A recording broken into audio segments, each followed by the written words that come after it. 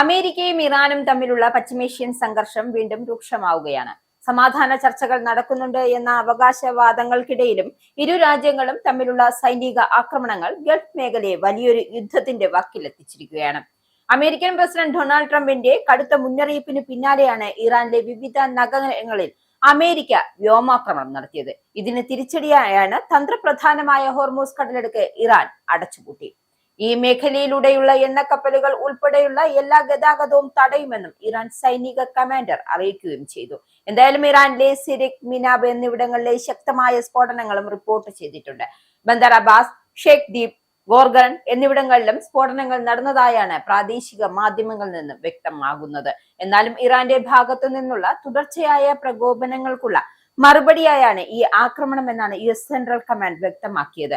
ഇറാനിലെ പ്രധാന സൈനിക കേന്ദ്രങ്ങളെ ലക്ഷ്യമിട്ടുകൊണ്ടാണ് ആക്രമണം നടന്നതെന്നും ഇത് ഇനിയും തുടരുമെന്നാണ് പ്രതിരോധ സെക്രട്ടറി പീറ്റർ ഹെഗ്സെറ്റ് നൽകുന്ന മുന്നറിയിപ്പ്.